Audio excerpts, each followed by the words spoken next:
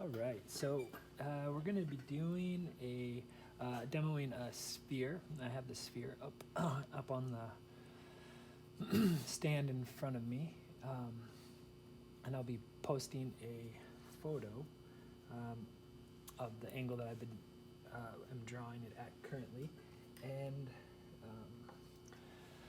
I'll demo using it and using this charcoal and kind of just show you some of the things that you can do with the charcoal. That's kind of our main goal for this exercise, and you'll be doing it on your own at home, looking at the photo reference that I've given you. Keep in mind though that the values that you are seeing are going to be darker in the photo than what I'm seeing here. I'm going to try to push the drawing just a little bit darker for you so it's a little closer. However, our eyes are just more sensitive than the camera. So for me to be able to get the information that's on the light side, I have to kind of drag the whole photo into a darker exposure in order to see that, for you to be able to see that information on the light side instead of having it blown out. So it's a little bit darker. However, the information's there, so your sphere will just be a little bit darker. I'll try to doctor it a little bit in Photoshop before I post it for you, but it'd be good to have that photo out while I draw. You don't necessarily need to. We are going to be talking about the principles that we covered in the value lecture, where I was talking a lot and pointing with the laser pointer. We'll be applying those here, but more than anything, I like to have this exercise that we usually do in class together be about just really getting used to just playing with the charcoal and kind of seeing the different marks you can make and just how to manipulate it. It's a great medium that can be really versatile, very expressive, and loose and heavy into mark making, but then it can also go super refined and sensitive and very detail oriented. So there's a lot of versatility in it. I like it a lot, and I think you're going to enjoy it too. So in this exercise, don't stress too much. I really just like it to be about playing with the charcoal. So just have fun with it. And I'll show you some of the stuff that we're going to be able to pull off with it. And what else? So let's look at our tools that I'll be drawing, that we're going to be drawing with. So you're going to want your white Factus eraser, chiseled on the edge to a point, like I showed you guys in class. That's a super dirty one. Here's a clean chunk. I like to have both. You don't have to. One will get dirty pretty quick anyway, but it's nice to have one that you can kind of smudge with and one that you can clean erase if you need to. So you'll have those, and I'll show you how to play with those. And then a kneaded eraser, your gummy eraser. This one's nice and dirty, which is also nice. Your pointed pencil click eraser, chiseled, just like the white eraser. And then we have a chunk of willow, and this is the thicker one. So in the beginning, it's good to use those. I did get you a box of, I believe, the thinner ones too, and they're gonna all be like slightly a little bit, some are gonna be a little wider, some are a little thinner. Just play with what's more comfortable for you. With these ones, we're gonna use these more for detail. You'll see if you tried to use these in the process that we're gonna do now, you're gonna blow through them really quickly. So stick with the bigger ones for now. I even have a couple chunks that are quite a bit thicker. So these are actually wood that are incinerated. So some are thicker, some are thinner. But in general, use your larger box to get going. And I usually use about around this much. I don't know what that is, like 1.5 inches, almost 2 inches. And just break it. So I'll use that chunk and I'll go through it pretty quick, but I usually just snap it to about there. That's usually about the size that I do, and I hold it about at like this, where you're kind of pinching it between your thumb and your index finger, and we are going to be dragging it on its side to make marks like that. Sometimes you will have a piece like this that's kind of bowed. Let me see if I can find a fatter one that's like that. Yeah. So this one's kind of bowed, and when you go to break it, sometimes you get, I'll break it in the middle and get one of the rounder bowed pieces. So sometimes you'll get a piece of charcoal. Let's see if this one, where when you go to make a mark, it does that, where it's riding the rail and not getting the middle. So oftentimes all you have to do is just kind of do it a couple times and it'll get flat for you. It's good to do that every once in a while when you pull up a new piece of charcoal, just so you don't do a weird mark like that on your drawing. If you do, it's not a big deal. And the thing I like to point out, I guess tool-wise, that we should talk about is paper towel. So we'll be using and this is just the cheap stuff that we have in class. You don't need anything fancy. This is good for smudging and kind of blending it back initially when you're drawing. So you see how this, obviously it's lighter, but it kind of gets into the groove of the paper and kills some of those white dots. Do you see how this has a ton of those little white dots? So it's like black, white, black, white, black, white. It's very visually noisy, and we need to work towards a smoother texture. And I'll kind of show you a combination of smooth and rough that's nice. And you'll build back on top of that. And to get darker, I'll probably talk about this while we're doing it. You'll notice that as you get more pigment or charcoal on, it'll start to kind of come off when you make marks. And the reason that is because you just have a lot of it building up. So if you need to get darker, going in the same direction over and over again can work, but oftentimes that's when you get those where it starts to lift up and gets less dark every time you make a mark. So sometimes if you're having a hard time crossing over to get darker in a really dark area, it can be useful. And then the reason we use the paper towel is so that in the beginning, when you're doing your initial drawing, you can get back to the white of the page pretty easy. When you use the paper towel, it doesn't set in to the paper. As we move along in the drawing, and you'll kind of know the right time, and I'll point it out as I'm drawing, you're going to want to start to use your fingers. Your fingers are also going to be great tools.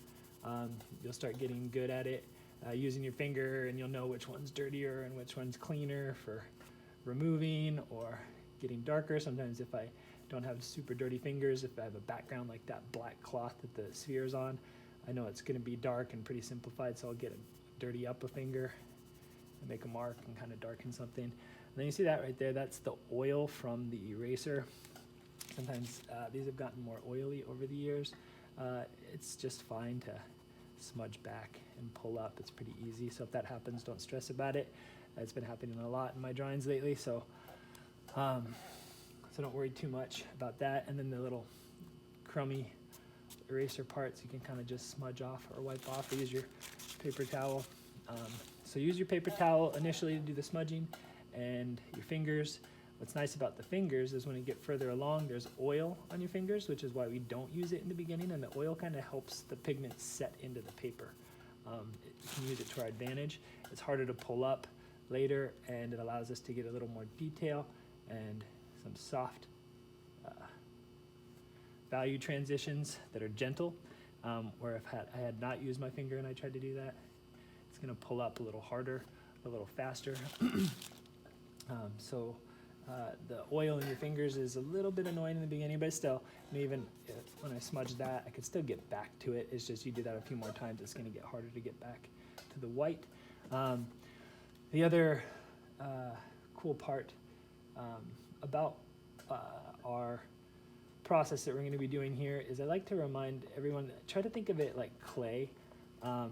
If you were to like sculpt a clay sphere. You slam some on and then scrape it off, and then put more on and scrape it off.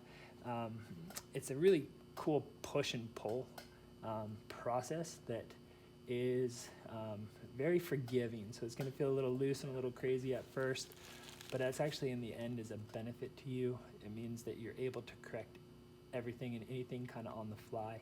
So have fun with it and kind of experiment of that pushing and pulling is a good thing to do at this stage if you haven't done much of work with charcoal.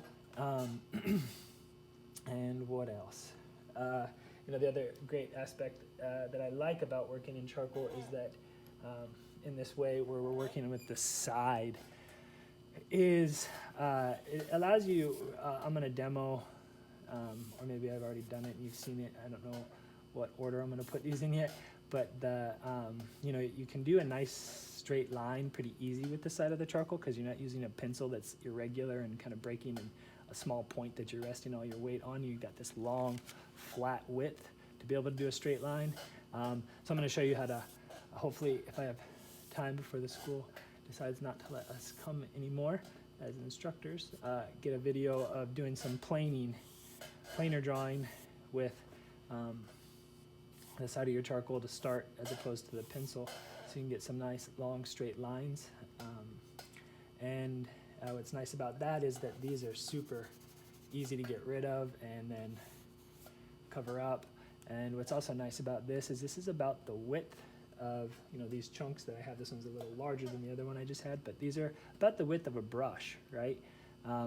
So it's a good transition. This process is a good transition for those of you that are interested in painting, is that a mark like that doesn't scare you because that width is something that you're comfortable with. And one of the things that's often suggested when painting is to work with a larger brush, especially at first, so that you are focused on the general as opposed to the specific. So the big organization of things like the large planes and the larger shapes before you get into the detail. So this is a good practice for that process. So I think you're going to enjoy it, have fun with it, and what else?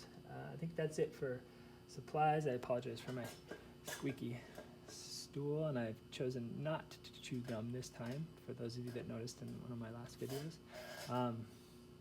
So let's see. I also want to talk about something that's called subtraction. Subtraction is going to be used a lot with charcoal. So essentially, if I were to be drawing my hand and I were going to subtract it, draw it subtractively, I'm going to be drawing the negative shape or the negative space to create the positive form. And what's nice about that is, I don't have to draw a line, and I'm going to show you multiple starts, how to start in a couple different ways. I don't have to draw a line and then try to get rid of it, right? Because line, remember, flattens our form, but instead I can just subtract out the shape, and it gives me softer edges. And I'll show you a couple different ways of doing it while we're while I'm demoing here. But what's nice about that is you're immediately sidestepping the line issue, and you're going to be able to get softer edges when you need them, as opposed to always worrying so much about that initial drawing and always stopping at the line. You let the values kind of merge when they need to, and you're able to sharpen it when you need to through subtraction. So, like for example, make sure you guys can see on the video here, but if we were to just,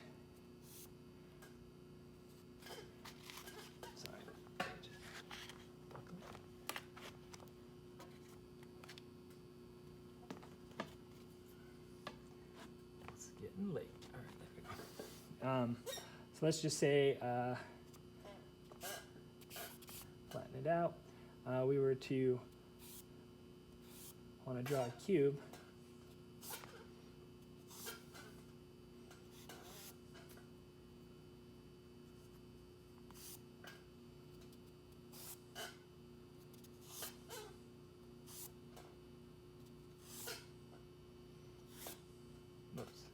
a little narrow, but we can draw a cube pretty quickly through just subtraction alone that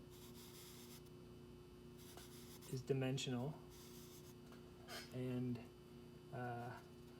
has no lines right off the bat. Here's the background, the horizon line. And by doing that, you really can quickly build form. So it's a great tool. I'll use it pretty frequently, and we'll use it a lot when we're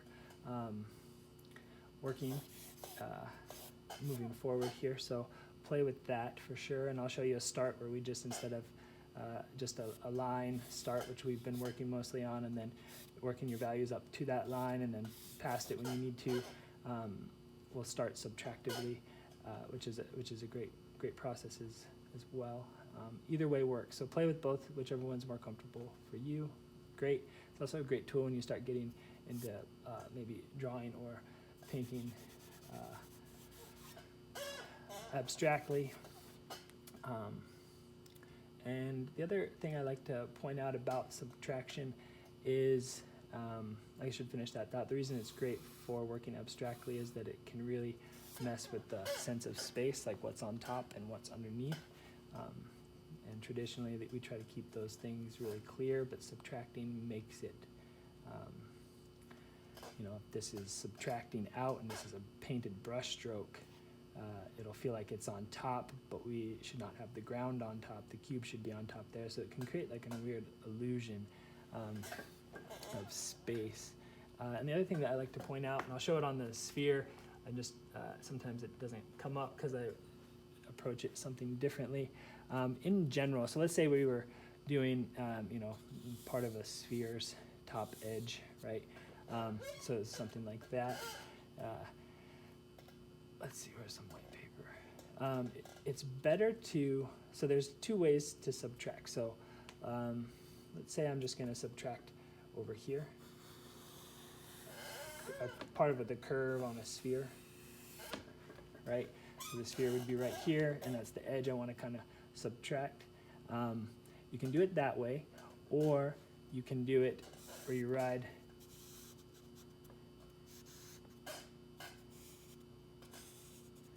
perpendicularly into your form of the sphere or the object that you're doing, and kind of round that out a little bit. Do you see how this kind of feels like very surface oriented, where it feels more like a mark, and this feels like a hole, like you can stick your hand behind it and scratch the back of that black mark, where this one feels more like this is starting to feel like more like a solid space.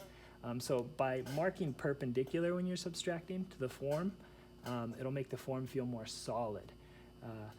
So you kind of want to do this as much as possible. You'll see when I'm doing my marks that sometimes I will do this. The benefit of this one is that it's a nice, sharp, clean edge, where this one's a little bit more of a fractured, soft edge. And sometimes you need one or the other.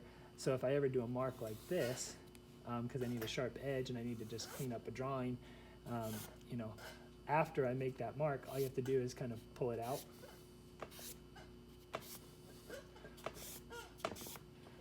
Tuck it back under, so it starts to feel solid, but with a real sharp edge.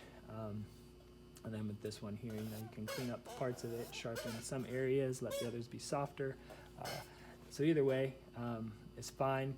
We just want to make sure we don't have like doing our whole sphere and leaving it like this, where it feels like something from the Matrix, where the world's bowing around our sphere. So we're going to think a lot about kind of the direction of the marks as we're making our marks on our page. Okay, so and then erasers.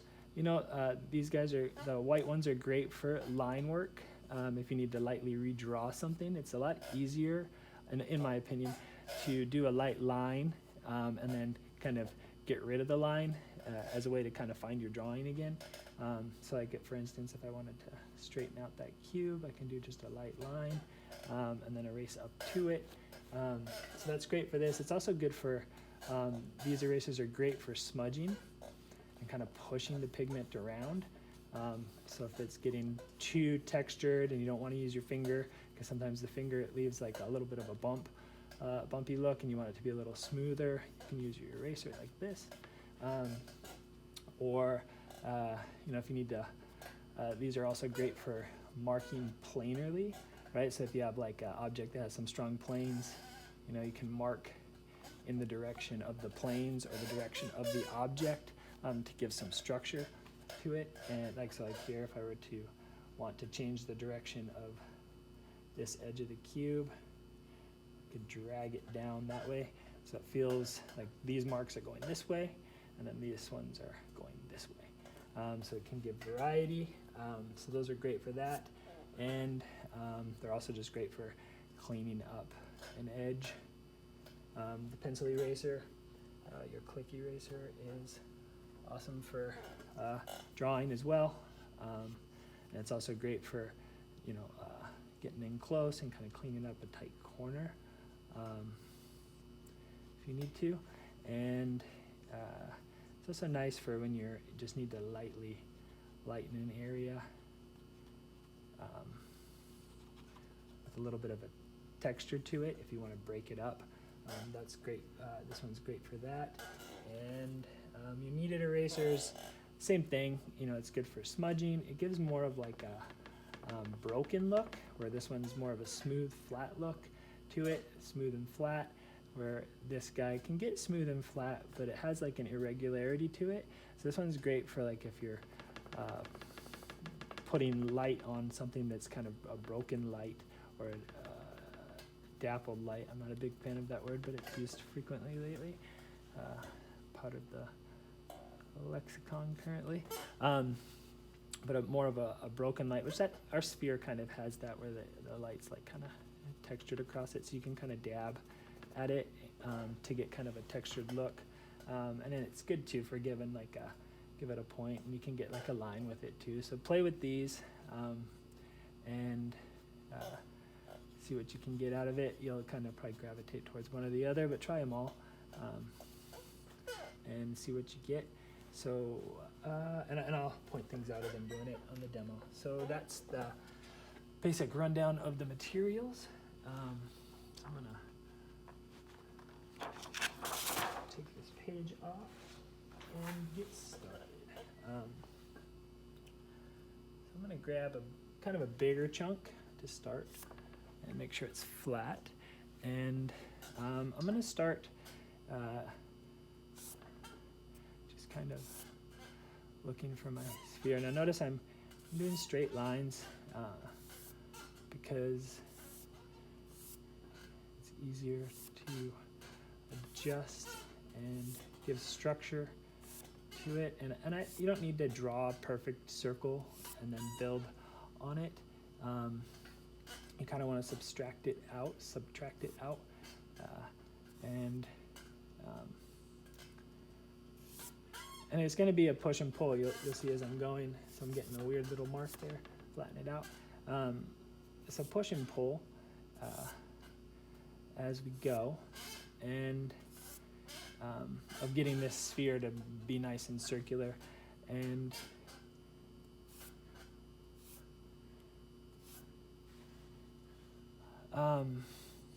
as I'm going, so notice like right here where I'm starting, if this is where the actual top arc is, and this is where I keep that as I go, this is now inside the sphere. Don't worry about, you don't have to erase out and have this perfectly white stark sphere that you build on into, because remember with form, it gets a little bit darker on those edges, and you'll see when we start smoothing this back to kill some of this texture and some of the white, we want a little bit of dark there. So in general with our erasers, we want to not look at our erasers anymore as something that erases something bad, but instead think of it as applying light. We're applying light to a form. So when we do that, we want to, if we keep that concept more in our mind as opposed to fixing something that was wrong, I think it tends to work a little bit better. So in general, in the beginning, I'm kind of spacing out and talking here and randomly drawing, but in the beginning we're going to be really not doing a ton of smoothing or erasing. We really are just want to try to focus on building our form up, because a lot of these marks are going to get smoothed back anyway. So I'm really just trying to establish the space, get my object, and I'll talk more about in the next demo process of what to do first, what to do second. I'll do a little bit now too, I guess.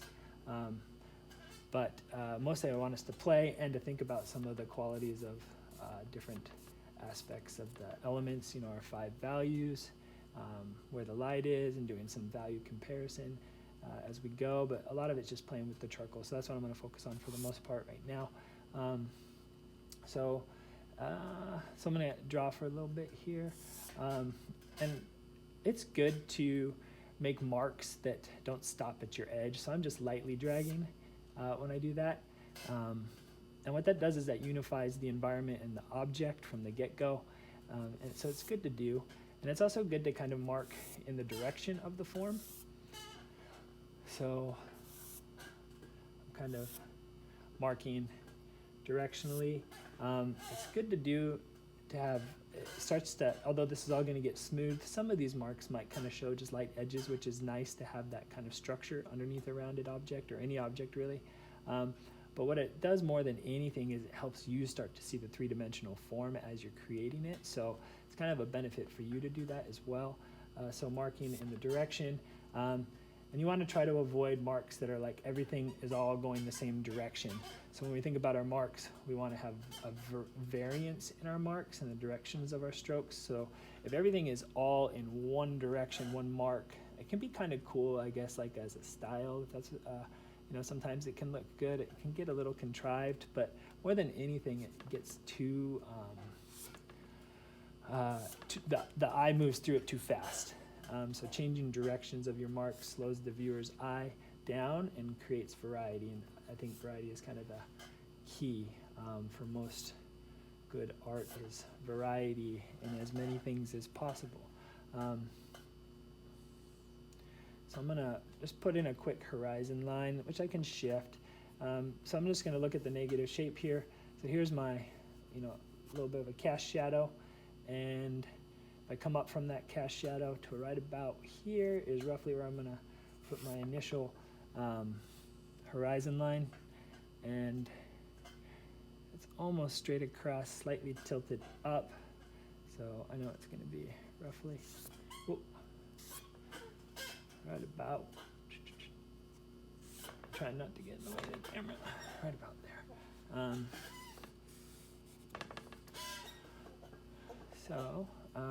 And let's see. In general, in the beginning, we kind of want to try to kill the white. The reason we're trying to kill most of the white is because we want our eye to start observing the value relationships that are happening on our main object. And if we have a bunch of white around it, it makes it harder for our eye to judge what's going on in these areas. It's just a visual noise that we need to get rid of. And this is really simple to get, as is this down here. So you don't need to come in and knock it in super, super dark right off the bat, because you got to do a little smoothing anyway. But just thinking about getting rid of it. Don't get too hyper-focused on just the object. We want to work the whole drawing together. And notice I'm kind of coming down with my marks. One, because I want to, when I push darker, subtract out the edge of that table so it feels solid, coming in perpendicular to it. And two, because I like this table is going kind of in this direction, right? The cloth is moving this way. And what's nice about that is that makes this feel more solid, like a table. You see how this feels like it's going back in space, where a mark like this, when I mark this part of the table in, do you see how that feels flat on the surface of the page, where this feels like it's in space? Because I'm marking in the direction of the object, in the direction of the plane. So thinking about your direction of marks, and so having this come down this way, and then this goes this way, that makes this feel more solid. And there's also variety. So do you see if I do this over here, going this way, see your eye goes through this really quickly, but here it stops you. It makes you move around a little bit more. So And I did do a mark kind of going this way. It does break that up a little bit, but I think you can see that fairly well. In this, it also just kills the illusion of the space. So think about your marks, your direction of your marks as you're doing it. And oftentimes I've noticed when I'm not thinking about it, it's because I'm just kind of getting transfixed with, this line's gonna drive me crazy. Transfixed by the mark making process. I'm paying attention to something else, which is good too. You'll be doing that frequently, especially since you're just kind of learning how to play with all this stuff. So don't worry too much, but try to pay attention to it. I'm also now gonna, just real quick, I am gonna put in this cast shadow down here. While I don't have a bunch of marks, I can get through those pretty easy. The reason I want to do it now, and you can think this way, or you could just kind of go and see what happens, it's fine too, but I kind of want to make sure, the more I can think about the quality of my edges in this beginning stage, the more likelihood that it's going to show up in the end as well. So if you remember from our video initially on value, just the basics, is that cast shadows will have hard edges and form shadows will have soft edges. So if I establish that initially right off the bat, it will be, like I said, more likely to show up in the end. It helps me see the space better. So I'm doing a light line just to kind of give a crisp edge to it. And then I can just subtract or cut in up to that line to make it disappear. But you see how that has a nice strong edge to it. Let's say I didn't do that and I have a bunch of value that I marked in. I smooth it down. I can always come back in and come from this side. In general, would you guys agree, and no one's here to answer, that this is lighter, this value is lighter here than that shadow? So I'll just take my eraser and subtract out a nice clean edge for that shadow. So you don't have to be super pragmatic about doing that sharp edge. It's just, more than anything, I just want you to have some forethought about some of these things as you move forward. And if it was brighter, I can just really, sorry, I'm trying not to get in the way of the camera, dig in and then pull back from that to give a nice clean edge.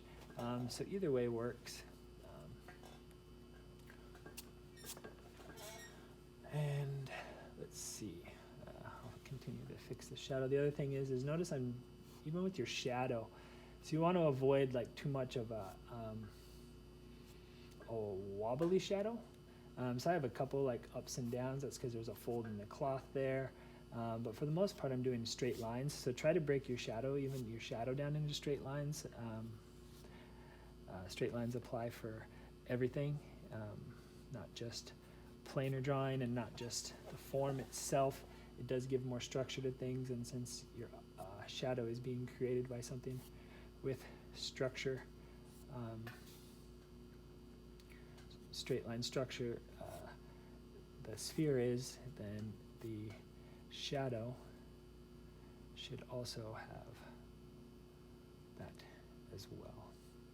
I was looking at where that, there's a little dip and then it cuts this way, and I should just be using the side there now. And I'm going to adjust that. That doesn't feel about the right width. I think this here is going to go more this way.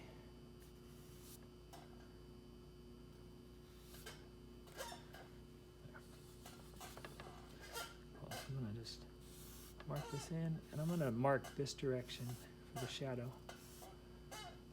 Because I got these going this way, this going this way, and I'm going to push it that way, which will make it feel like it's kind of going back in space differently than the stuff, and whether that remains or not is not too big of a deal, but it's good to think about.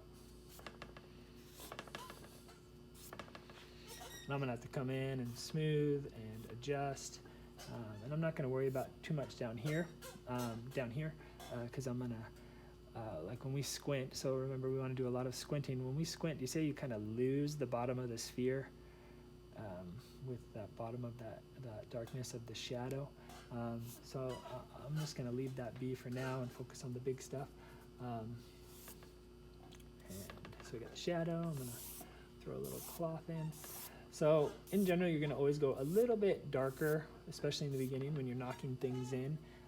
So in general, there's a little bit of light that's gathering here, and it's darker over here. I always try to quadrant, like I'm looking from above over my object to determine, this is my lightest quadrant.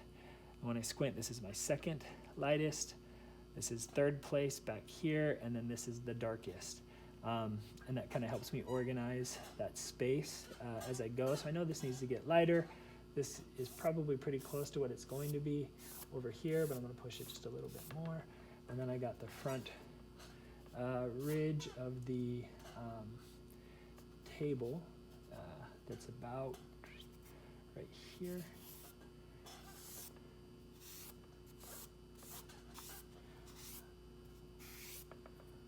Just to kind of show what it's seated on.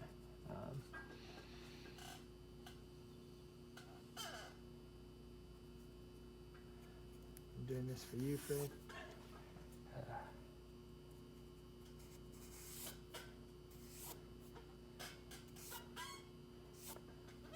Because I know that is your thing and the critique. And notice I did not call you Frank. It only took more than half the semester for me to not be so nervous that I accidentally called you the wrong name. Maybe this is what I'll do. I'll talk to you guys like you're here. And it is a lot lonelier in the studio, I have to admit, without you guys. I was enjoying our class. It's a bummer we're not there together right now. So, cool. So I'm just kind of blocking it in to give it some value. This is a little bit too dark, but that needs to get quite a bit darker. So we'll kind of keep pushing forward here. This is starting to get a little too thin for me to hold on to. You'll drop a bunch. I have fat fingers, so I always do. They're all over my studio floor. Don't worry about it. Just break off another one or spend a little minute to reach down and grab it. But I'm grabbing a new chunk so I can keep my marks just big and blocky. So I have my basic shape, knocked in some of these values to kill the white. And now I'm going to come back up into my object, and I'm going to focus on my form shadow.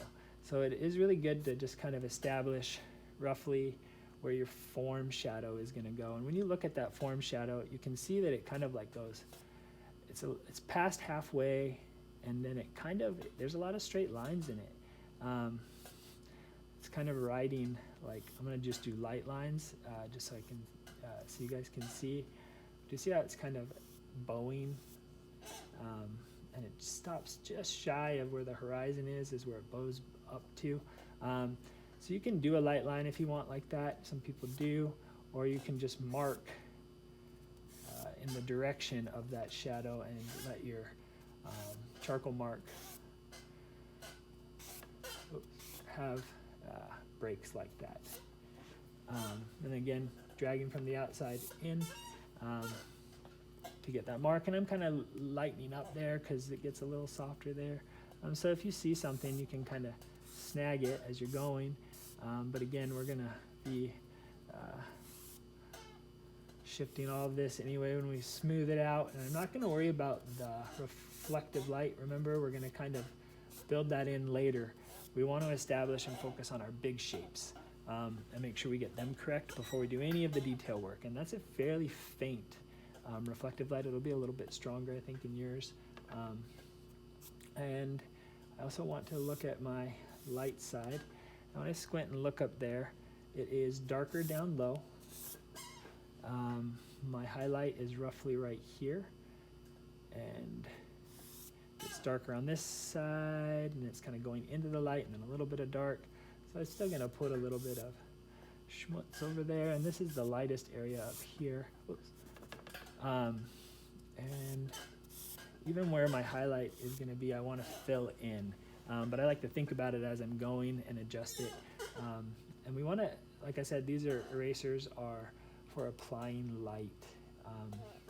And we don't want to leave a hole where a light is, or just not touch the paper because it just makes it feel like the paper. We always want to build our form, and then erase the light on top to give it that textured look and also show that there's a form there. It's not just a flat piece of paper. Now, oops, sorry, I got overzealous. You can use your finger if you want, but at this stage, it's good to just kind of use your paper towel and kind of smooth some of this out. Some people like it their drawings really smooth, and some people like it more textural. I like kind of a combination of both, and I'll try to take this far enough that you can see both. Let me make sure it's still recording. 40 minutes. Huh. Talker.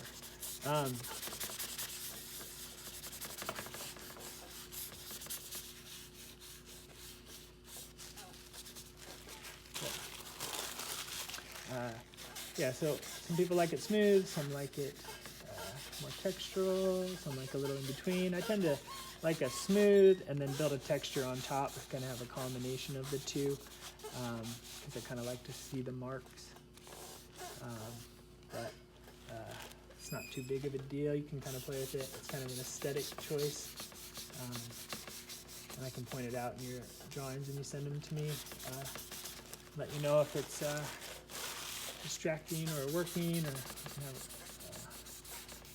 a little conversation about it. I'm just kind of still trying to think of the direction of the marks, but you can see even if I don't, those marks that I made still kind of show up. And this is getting lighter, so it goes that way, so I can leave some of that white there and not worry too much about it. Sometimes I get a little more aggressive when I'm wiping out, get impatient. So get to the fun part. So you can do that as well. Everything's fixable, so just play. And I'm gonna just keep the dirty. So I kind of waited till I got up here, where it's the darkest. Instead of using clean paper up here, I'm using the nasty, dirty paper that I just touched everything else with, because it'll pick up less of the pigment and let this remain darker. Right now I'm just trying to kill some of that white. But notice I'm not like over rubbing, so you want to not just totally over rub it so that you start losing the tooth of the paper, or the oils from your fingers start going through. That's another thing. My hands sweat lightly pretty often, especially when I'm demoing. So it's good not to just hold this balled up in your hand when you're not using it, because then you're just taking all the oils that you're trying to avoid and saturating the paper with it. So I usually either stick it in my board over here, or just lay it on the table. So it's up to you. Cool. So pretty quickly, we've built some form, which is why I love this way of working, because it really does come together pretty quick. So now I'm just going to kind of push this darker back here. My sphere's looking pretty good. There's some little areas that need bumped out.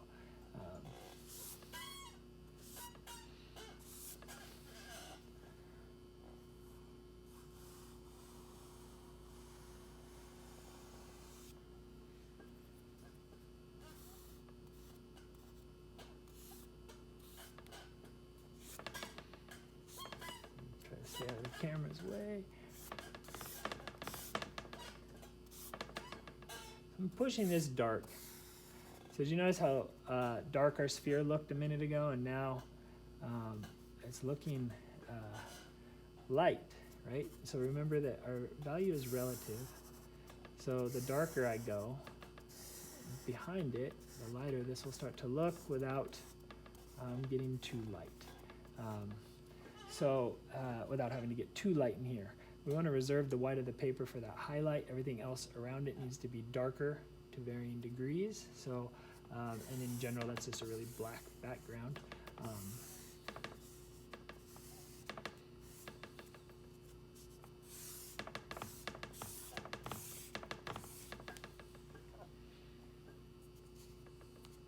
So this would be an example of where someone would try to smooth it, and it just would keep getting lighter and lighter. At some point, you just have to commit to not smoothing an area and relying on your marks to go darker.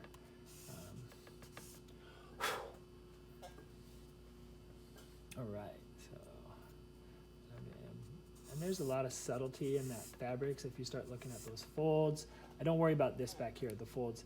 I establish the values of my main object first, and then can come back and lightly lighten or slightly darken, just real subtle.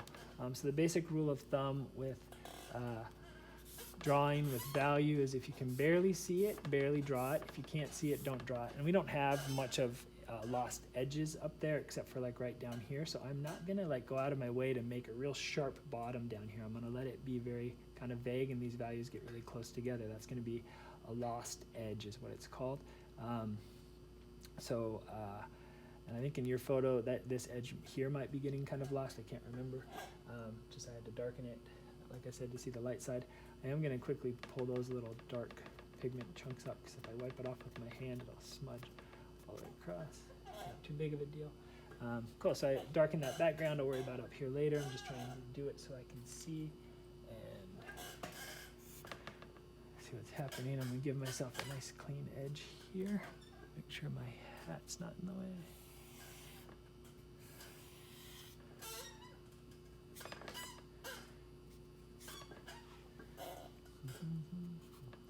All right, cool.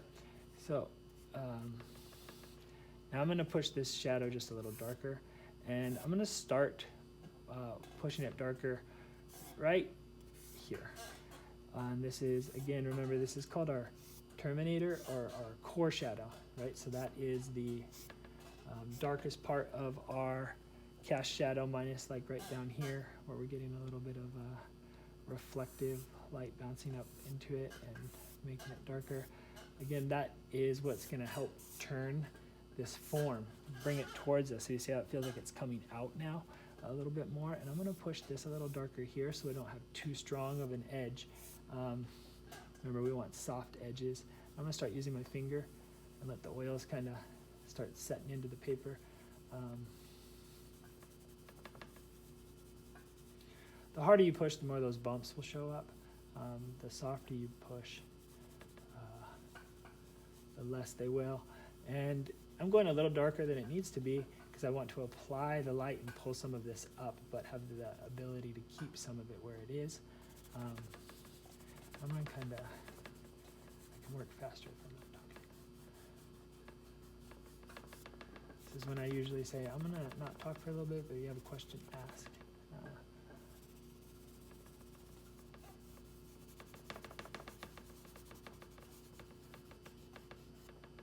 Starting to sound like someone after just went through a bad breakup. Reminiscing of our time together. You would have asked a question right now.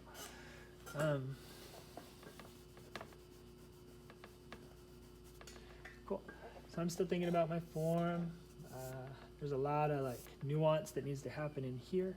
But I'm just trying to establish the relationship of the form turning, and then I can dial it back or dial it up more. I think it's getting way too close to what's actually up there.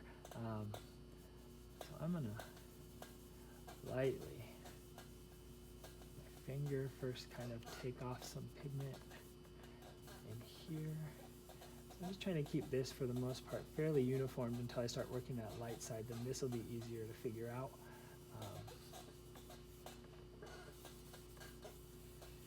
The reason you want to keep your shadows nice and uniformed, and maybe I'll just show it real quick because I still have quite a bit of work to do in this area,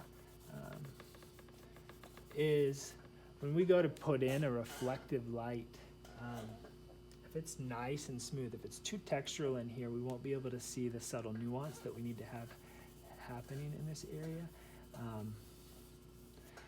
So let's say I wanted to come in and pull out a little reflective light. You can see that even just my finger started to make that look more like a reflective light, right? Just by pulling up a little bit there, really subtle. So remember, reflective light should never be lighter than anything on the light side. But let's say it was like more of a cue ball and we really needed to pull out a little brighter. So if this was super textural, we wouldn't be able to see this kind of subtle reflective light in here. Oftentimes with reflective light, I'll kind of pull it out. Remember, we don't want to bring it right to the edge. We want to have a little bit of dark there. I'll show you here in a second. Usually with reflective light, I'll pull it out, and if it's not looking bright enough, before I take it any lighter, I'll look around and see if there's any value information around it. And I'm just going to exaggerate it, but you see how by just going darker around it starts to make that feel lighter, right? So that's a good trick. So instead of, like, let's say I was like, oh, this needs to be a lot brighter, I don't want to erase too much because it starts to get too close to these lights, right? Where before that didn't feel like they're the same, but now they feel like they're the same. So you can look around to see if you can use value relativity to make something feel brighter without having to actually brighten it. If it gets too bright or it starts to feel like a hole, you see how that feels like a hole, or a weird solid shape on top and not part of the form, you can just lightly, or let's say you wanted to really get a nice strong shape because it was reflecting something that was giving it was a bright white object that was reflecting a weird shape over here. You can focus with your eraser on the shape. And you don't want to dig in and get too bright white, but you can just not worry too much about the value. Focus on getting the shape. And it comes up and it goes down, something weird like that. You can get your shape exactly how you want it, and then unify it again with your shadow. Push it back into space. And then if you're like, oh, I want to bring a little bit back on top. So you see it, now you start getting this kind of layered look to your drawing, which I think is nice. It's called surface quality, where you're kind of, so now you see I just kind of darkened that edge, but you can still feel like it's reflective light. And like down here, this shadow gets quite a bit darker. So instead of lightening down here, I can just come in and I have to fix the shape of this, but I can just really push that dark right underneath my shadow or my sphere to kind of show where the bottom is, and then I'll look at the values up there and lose it, and then bring it a little bit back out. So you can start getting kind of that lost edge and not have it pop too much, but start to bring it out a little bit. So play with that. Try not to get too direct. Part of the reason we try to get too direct sometimes is just for a sense of control with it. Just know you can always take control anytime you want, but allowing a little lack of control for a little bit in the end makes for a more interesting drawing. Just know you can get it when you need it, and sometimes you just need to make a little mental note to make sure you go back and get it, but just make sure you're not overly controlling it along the way. So I'm going to straighten this edge back out, talking about control. That's bothering me. I'll crispen it later with maybe some dark. I'm going to do it now because I just lost it. This is usually where I ask, you guys getting it? You want to go draw? And everybody says yes. But you're not here, so I'm going to go a little bit longer because I want to show you how to work the light side a little bit. Anyway, that's not where I'm at. All right, so I'm going to smooth this down just a little bit more. And I'm going to quickly clean this back up. I got too dark, and I need it to be a little bit closer. So I'm going to use a cleaner finger. Ugh, too clean. I'm just going to take off a bunch of pigment real quick, or charcoal real quick. With a couple clean fingers, and then I might come back in with my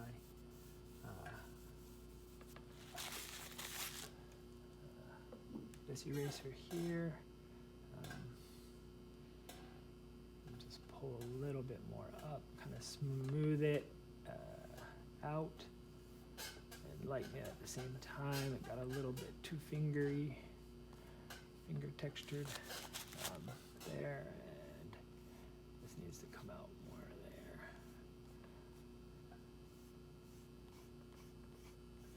Normally I show you guys this walking around, but I'm just going to go a little bit longer since we are not together.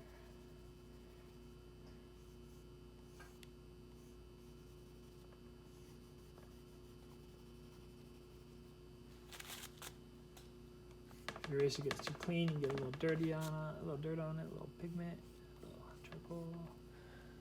Hopefully my hat hasn't been in the way the whole time.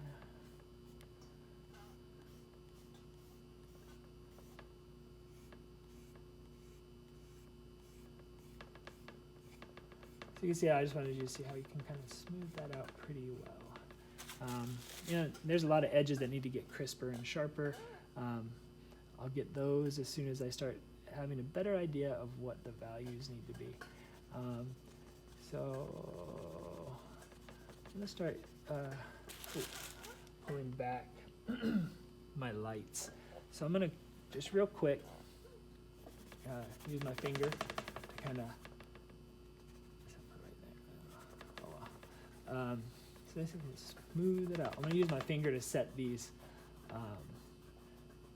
lighter values, this kind of little bit darker value on the lighter side of the sphere into the paper, so that when I use my eraser it doesn't pull it all up too fast. And I also want to do that so that I can then add my highlight. So I'm just going to throw it in. I'm not going to go too crazy on it. I just want to have an idea of one, where it lives, and usually there's like a little gathering of darkness right around the edge of that highlight that makes it feel brighter. Because when we squint, I mean, this light that's in here isn't that much darker than that highlight. So now I'm just gonna kind of cruise around, and wherever I see the lightest light, I'm just gonna kind of start there, and I'm gonna roll backwards. So it is fairly light up here too, but I'm not going to take it all the way right up to that edge, because we have to have a little bit of dark right on that edge.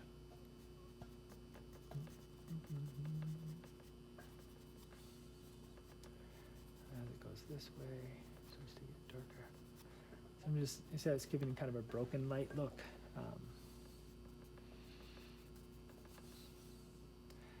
It's got this little bit of light that kind of slips down onto that shadowed side, and you can wipe it on your jeans if it starts to get too dirty, or on the paper towel is what I just used. So halfway, right about here, is still light.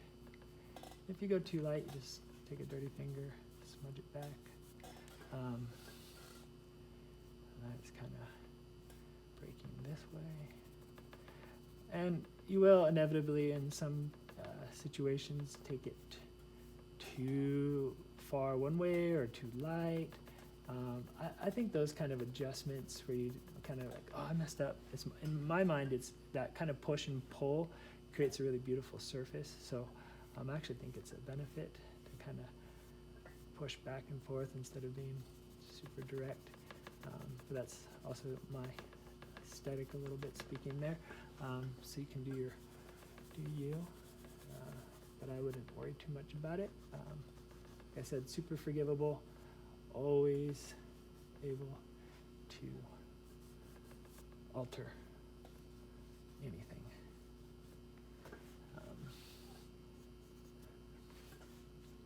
So you see how by building the form with the darks and then erasing back, it feels like I'm applying this light.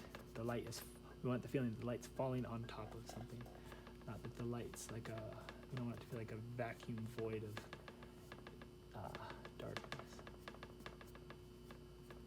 Build the form and then put the light on it.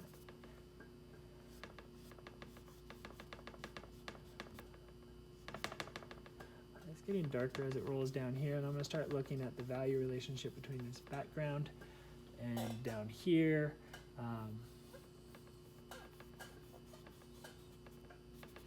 And start at this stage is when I start doing more comparing and contrasting. You know, how light is this compared to this? And you'll notice that oftentimes, just while I'm here, right in this area, do you see the dark of the cloth. So the cloth's like a little lighter over here, and as it gets closer to the edge of that form, it gets darker, and then there's a little bit of extra dark right next to there, making this really crisp edge. You want to look for those. Those are opportunities to kind of push your detail as we move forward into detail. If you do it now, that's fine. I don't worry about too much, but look for that kind of stuff that helps pop things if you see them. And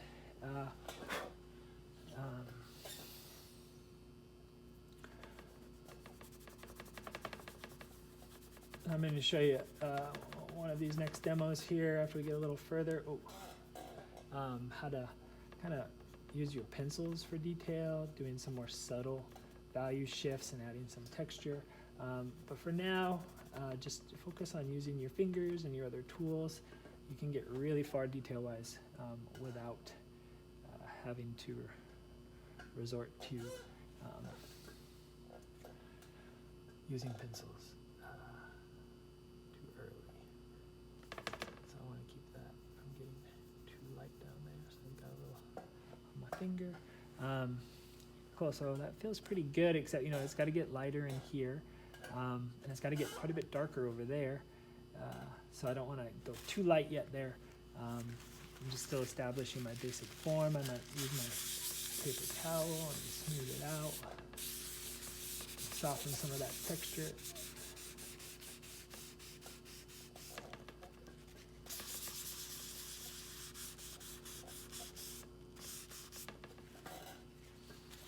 I kind of lost my structure of my shadow, so I got to kind of beef that back up. And kind of lost. I'm going to get that one white clean eraser that is no longer clean there. And I'm going to kind of come in here and just, there's my halfway. It kind of, the shadow goes this way, and then it breaks this way.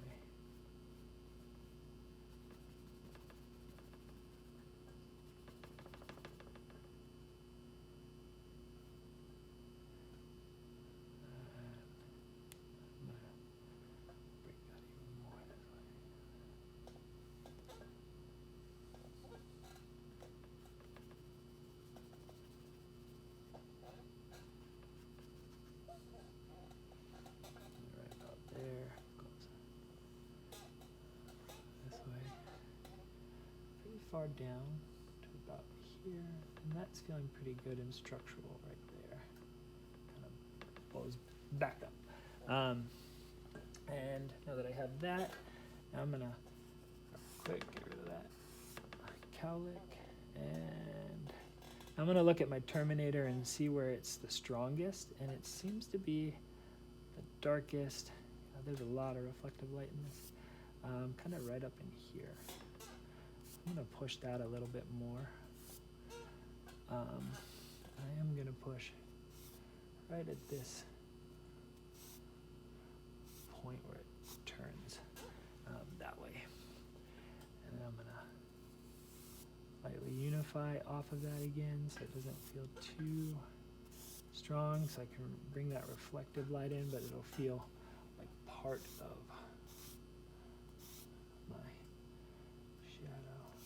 And I'm getting softer as I roll this way and how hard I'm pushing, except for right there. That was more of an accident, but it does get a little bit darker there, which if that gets darker there, that allows me to maybe push this just a little bit darker, but still feel the same. And now I have a little bit more variety between here and here, so I'm going to soften that out a little bit there. We're going to play more of that game of relativity in some future sessions, but I think that I'm going to throw that little bit of dark in right there.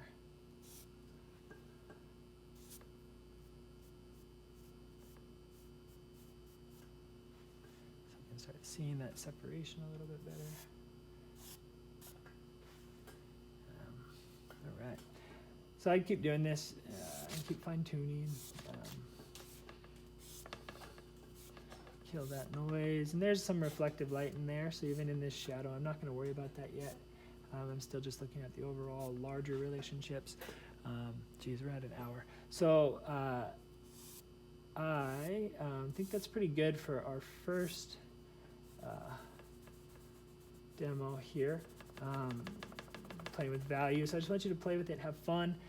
You know, you will be sending me pictures of these, so I can give you just some feedback. And more than anything, through this whole insanity, what's important to me is that you're drawing. It's a good thing to do right now. It's good for us.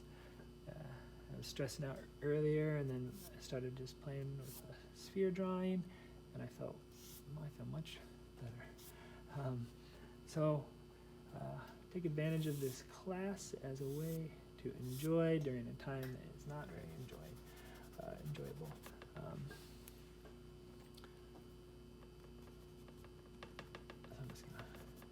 So I wanted to show you one more thing real quick, and then I'll let you go.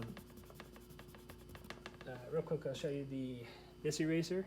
You know, it's starting to get a little bit too dappled and textured, so you can drag back bigger swatches of light that are kind of flat and connected with this.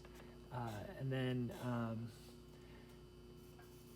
pulling out your reflective light. So I'm going to smooth that back.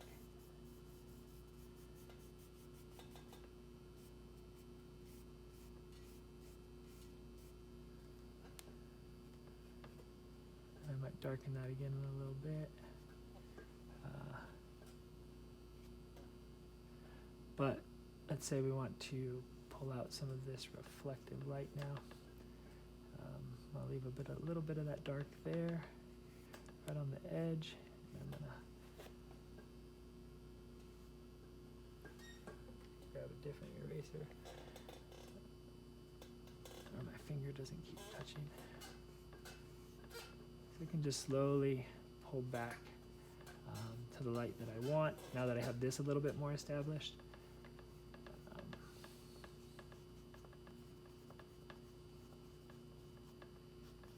Then I'll start making this Terminator feel darker without going darker, and I can adjust the shape as I do. I'm not going to worry too much about the shape part, because the other thing that I know I have to do is I've got to push that background darker. And this is what I kind of wanted to show you is don't jump the gun on just the internal. Again, think relativity. So like instead of trying to sharpen this up by doing a real strong white line there, you know, the sharpest part of that sphere is kind of right here if you look at that edge.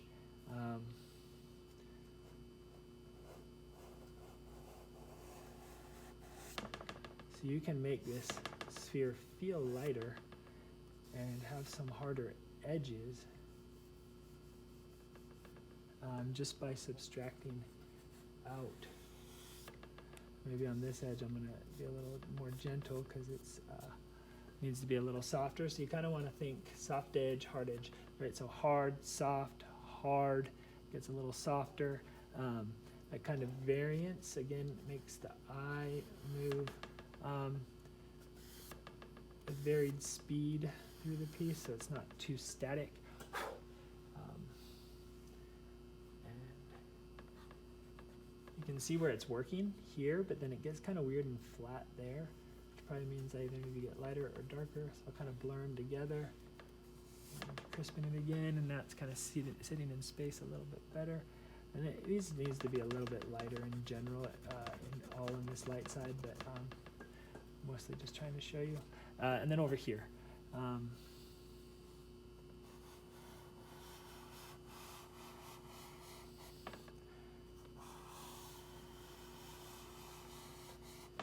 So it starts to get a little sharper, but I need this to actually be quite a bit sharper, sorry.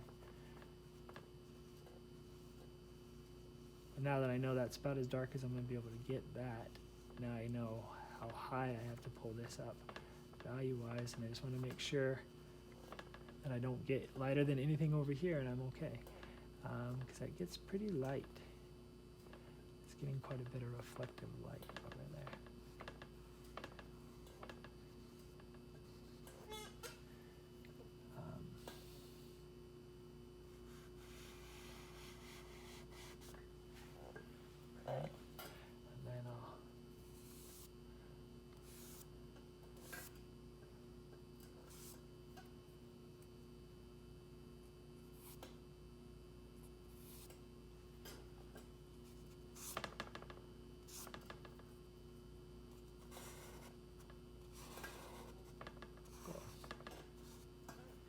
starting to get fussy with the drawing here. So if you go to push something detail-wise and it's not working, that means that it needs more value adjustments in the bigger sense. Usually a drawing tells you when it's, you go to put a detail mark in and it sits just right, if the values are correct. If they're not, that means it sits funny, like that was funny looking over there. So I need to keep working my values to get it to sit right. All right. We'll have fun drawing. Hopefully this was helpful and not too long. Sorry, I'm just trying to give you as much as I can, because I really don't know when I will potentially lose my access if the city decides we all have to stay home. And hopefully I'll be able to keep doing this. We'll see. So, at some point I should wash my fingers. My knuckles keep dragging. Cool. So that was about an hour. A lot of talking, but pretty quickly you can get some nice form working this way. So have fun with it. Hope you're all well, and I'll be in touch shortly with the whole layout of the class. You're probably going to see this video a couple weeks from now, a week from now. So I probably already got in touch with you. Hopefully you like what I said. I gotta go to bed. You guys have a good night. Have fun drawing and look forward to seeing your stuff. Hope everybody's good. Talk to you soon.